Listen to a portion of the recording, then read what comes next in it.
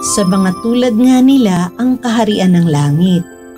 Pagpalang araw ng Sabado, kapanalig, ipinagdiriwang natin ang kapistahan ni San Roque, ang nagpapagaling, at ni San Esteban ng Hungary. Ito po si Sister Rose Agtarap ng Daughters of St. Paul para sa mabuting balita.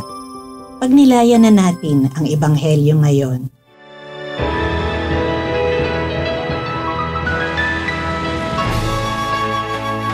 May nagdala kay Jesus ng mga bata para ipatong niya ang kanyang kamay sa kanila at madasalan. Pinagalitan naman ng mga alagad ang mga taong may dala sa kanila. Kaya sinabi ni Jesus, "Pabayaan ninyo sila. Huwag ninyong tigilang lumapit sa akin ng mga bata. Sa mga tulad nga nila ang kaharian ng langit." At pagkapatong ni Jesus ng kanyang kamay sa kanila, umalis na siya.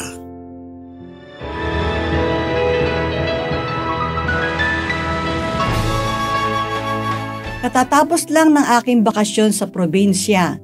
Nagbigay sa akin ng tuwa ang makitang naglalakad ang mga bata papasok sa kanilang paaralan sa barangay. Iba't ibang mukha ang aking napagmasdan. May 2 batang lalaki na magkaakbay pa habang naglalakad.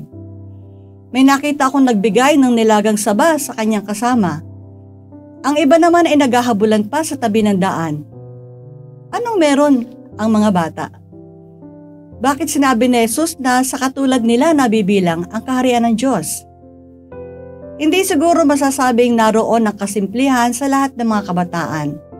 Pero ang basehan ko ngayon ay ang mga kabataan na nakita ko habang nagbabakasyon ako. Masayahan sila, mas simple at nakita ko ang pagmamahalan. Ang mga bata ay madaling makalimot ng tampo o hinanakit. Iba naman ang mga sitwasyon ng mga batang nababalita na pinaghahanap buhay sa murang edad. Mga kabataan na nagiging biktima ng human trafficking. Harinawa, magkaisa tayo ng gobyerno na pangalagaan ng ating mga kabataan. Ingatan po natin sila sapagkat mahalaga sila sa mga mata ng Diyos. Sila ay malapit sa puso ng Panginoon. Magtulong-tulong tayo kung sakaling may nababatid tayong pang-aabuso sa mga kabataan.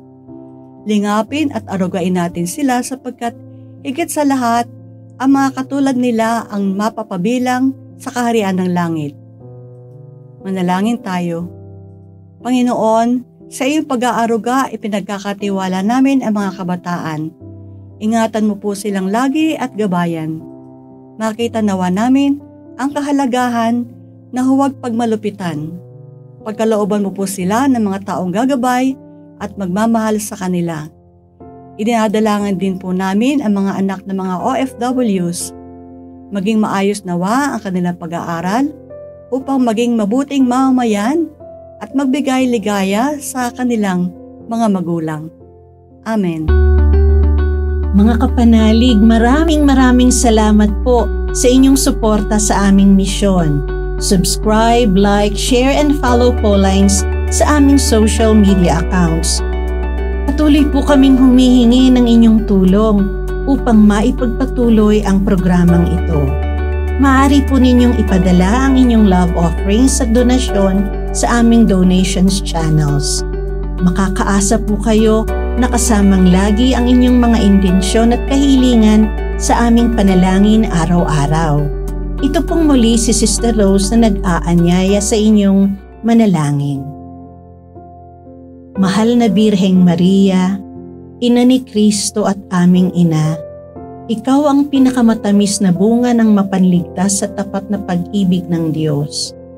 Iniakyat ka sa langit at doon ay inaawit ang awa ng Ama. Gayunpaman, kaagapay ka pa rin namin sa iyong makainang pagkalinga. O Maria, Ina ng Simbahan, iniakyat ka sa langit na ating tunay na tahanan at iniluklok bilang reyna sa kanang kamay ng iyong anak. Hinihiling namin ang iyong pamamagitan para sa mga pangangailangan ng aming bayan, nang ang bawat kagandahang loob ay pagpalain at palakasin, ang pananampalataya ay manariwa at mapagyaman. Ang pag-asa ay patuloy na maging matatag at maliwanag, at ang pag-ibig ay muling mapukaw at manumbalik ang sigla. Kami ay nagsusumamo, gabayan mo po kami sa landas ng kabanalan. Maria, aming ina, balutin mo ang lahat sa iyong pangangalaga at ilapit kami sa iyong minamahal na anak, si Jesucristong aming Panginoon. Amen. We are here to provide a new way of communicating and proclaiming the gospel.